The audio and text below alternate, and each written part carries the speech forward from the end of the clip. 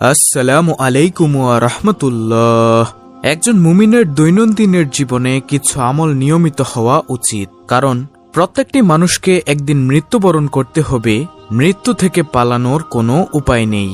অতএব প্রতিদিন যদি ওই আমলগুলো করা হয়, তাহলে যেদিন মৃত্যু হবে সেদিন ওই আমলগুলো করার কারণে ধর্তব্য হবে যে মৃত্যুর দিন এই আমলগুলো করা হয়েছে। তাই আজকের ভিডিওতে আমি আপনাদেরকে জানাবো দৈনিক নিয়মিত করা যায় এমন সহজ 13টি আমল, যার প্রতিদানে আপনি পাবেন অসংখ্য সওয়াব ইনশাআল্লাহ। দর্শক, ধৈর্য ধরে ভিডিওটি দেখুন, কারণ ভিডিওতে 13টি আমলের ফজিলত সহ নিয়ম কানুন সহ আপনাদেরকে জানাবো। তাই আপনাদের কাছে অনুরোধ, ধৈর্য ধরে ভিডিওটি সম্পূর্ণ দেখুন। 13টি আমলের মধ্যে নম্বর 1, প্রত্যেক অজুর পর কালেমায়ে শাহাদাত পাঠ করা। আশহাদু আল্লা ইলাহা ইল্লাল্লাহু ওয়াহদাহু লা শারিকা লাহু ওয়া আশহাদু আন্না মুহাম্মাদান আবদুহু ওয়া রাসূলুহু। অর্থ, আমি সাক্ষ্য প্রদান করছি যে আল্লাহ ব্যতীত কোনো মাবুদ নেই, তিনি একক, তার কোনো অংশীদার নেই, এবং আমি আরও সাক্ষ্য প্রদান করছি যে নিশ্চয়ই হযরত মুহাম্মদ সাল্লাল্লাহু আলাইহি ওয়াসাল্লাম আল্লাহর প্রেরিত বান্দা ও রাসূল।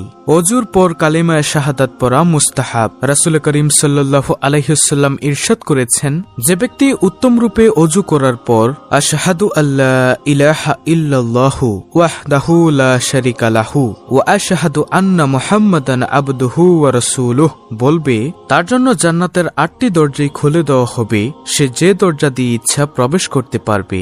সহিহ মুসলিম শরীফের হাদিস।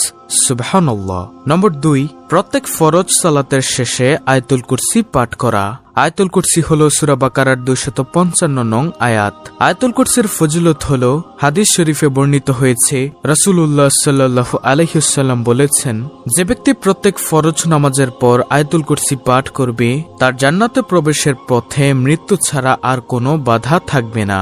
শুআবুল ঈমান, হাদিস নম্বর 2395। 5 ওয়াক্ত ফরজ নামাজের পর এই আমল করা কোনো কঠিন বিষয় নয়। ফরজ নামাজের পর আয়াতুল কুরসির নিয়মিত আমল মানুষকে জান্নাতে পৌঁছে দেয়। সুবহানাল্লাহ।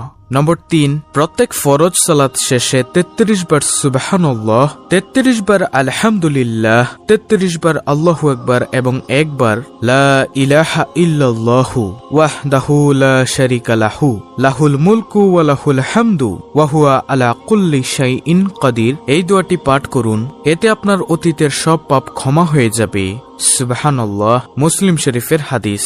সেই সাথে জাহান্নাম থেকে মুক্তি পেয়ে যাবেন, কেননা দিনে 360 বার এই তাসবিহগুলো পড়লে জাহান্নাম থেকে মুক্ত রাখা হয়, আর এভাবে 5 ওয়াক্ত সালাতে 500 বার পড়া হচ্ছে।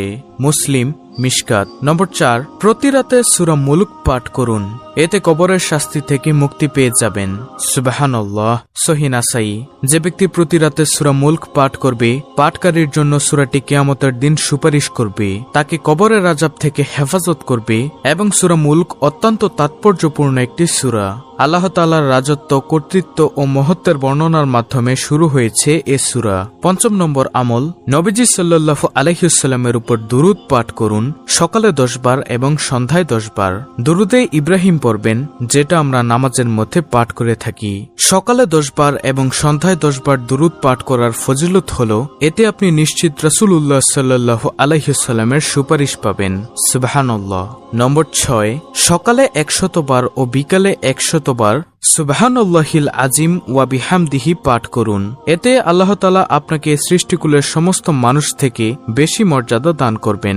সুবহানাল্লাহ। নম্বর 7, সকালে 100 বার ও সন্ধ্যায় 100 বার সুবহানাল্লাহি ওয়া বিহামদিহি পাঠ করুন, এতে কিয়ামতের দিন আপনার চেয়ে বেশি সওয়াব নিয়ে আর কেউ উপস্থিত হতে পারবে না। মুসলিম শরীফের হাদিস। সুবহানাল্লাহ।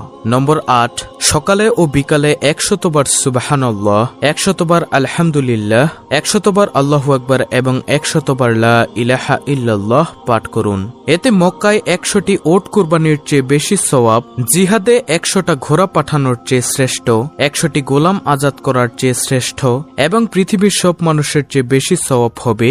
সুবহানাল্লাহ। সহিহ নাসাই। নম্বর 9, বাড়িতে সালাম দিয়ে প্রবেশ করুন, এতে আল্লাহ তাআলা নিজ জিম্মাদারিতে আপনাকে জান্নাতে প্রবেশ করাবেন। সুবহানাল্লাহ।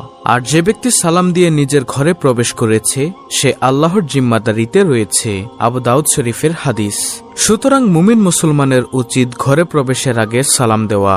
সালাম দিয়ে ঘরে প্রবেশ করলে যতক্ষণ সে ঘরে অবস্থান করবে ততক্ষণ সে আল্লাহর জিম্মাদারিতে থাকবে। যে আল্লাহর জিম্মাদারিতে থাকবে তার কোনো চিন্তা নেই কোনো বিপদের আশঙ্কা। আর কোনো ব্যক্তির জন্য এর চেয়ে সৌভাগ্যের বিষয় আর কি হতে পারে। আল্লাহ তাআলা মুসলিম উম্মাহর সবাইকে ঘরে প্রবেশ করার সময় সালাম দেওয়ার মাধ্যমে মর্যাদা ও সম্মানের এ ফজিলত অর্জন করার তৌফিক দান করুন, আমিন। নম্বর 10, জামাতে ইমামের প্রথম তাকবীরের সাথে 40 দিন সালাত আদায় করুন। এতে আপনি নিশ্চিন্তে জাহান্নাম থেকে মুক্তি পেয়ে যাবেন। সুবহানাল্লাহ। তিরমিজি শরীফের হাদিস। আনাস রাদিয়াল্লাহু তাআলা আনহু থেকে বর্ণিত হাদিসে নবীজি সাল্লাল্লাহু আলাইহি ওয়াসাল্লাম বলেন, যে ব্যক্তি 40 দিন জামাতে নামাজ আদায় করবে এবং সে প্রথম তাকবীরও পাবে, তার জন্য 2টি মুক্তির পরওয়ানা লেখা হবে। 1, জাহান্নাম থেকে মুক্তি, 2, নেফাক থেকে মুক্তি। সুনানে তিরমিজি হাদিস নম্বর 241।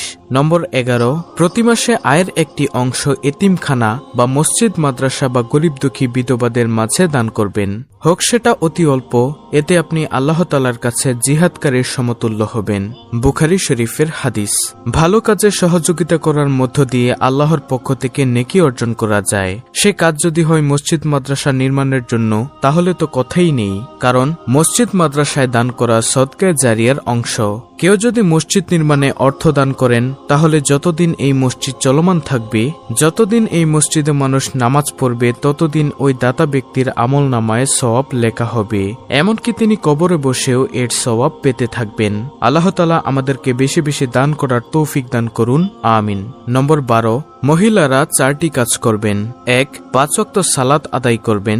2, রমজানের সিয়াম পালন করবেন। 3, লজ্জাস্থানের হেফাজত করবেন। 4, স্বামীর আনুগত্য করবেন। হযরত আবু হুরায়রা রাদিয়াল্লাহু তাআলা আনহু থেকে বর্ণিত, রাসূলুল্লাহ সাল্লাল্লাহু আলাইহি ওয়াসাল্লাম বলেছেন, যে নারী 5 ওয়াক্ত নামাজ আদায় করে, রমজান মাসে রোজা রাখে, স্বীয় লজ্জাস্থান সংরক্ষণ করে, স্বীয় স্বামীর অনুগত থাকে, কিয়ামতের দিন তাকে বলা হবে যে, জান্নাতের যে দরজা দিয়ে খুশি তুমি জান্নাতে প্রবেশ করো। সহিহ ইবনে হিব্বান হাদিস নম্বর 4163। 13 নম্বর আমল, মসজিদে ফজরের সালাত আদায় করে বসে বসে দোয়া জিকির পাঠ করুন এবং সূর্য উঠে গেলে 2 রাকাত চাস্তের সালাত আদায় করুন। এতে আপনি প্রতিদিন নিশ্চিত একটি কবুল হজ ও একটি উমরার সওয়াব পাবেন। আর কবুল হজের সওয়াব জান্নাত ছাড়া আর কিছুই নয়। তিরমিজি। সুবহানাল্লাহ। সুপ্রিয় দর্শক, এই হলো মোট 13টি আমল। অত্যন্ত গুরুত্বপূর্ণ একটি ভিডিওটি ভালো লাগলে অবশ্যই চ্যানেলটিকে সাবস্ক্রাইব করে পাশে থাকা বেল আইকনটি অল বাজিয়ে দিবেন। ভিডিওটিতে একটি লাইক দিবেন এবং কমেন্টে আমিন লিখবেন এবং অন্য মুসলিম ভাই বোনদের কাছে ভিডিওটি শেয়ার করে দিবেন, যেন তারাও দেখে শিখে এই 13টি আমল করতে পারে। আল্লাহ রাব্বুল আলামিন আমাদের সকলকে এই 13টি আমল বেশি বেশি করার তৌফিক দান করুন, আমিন।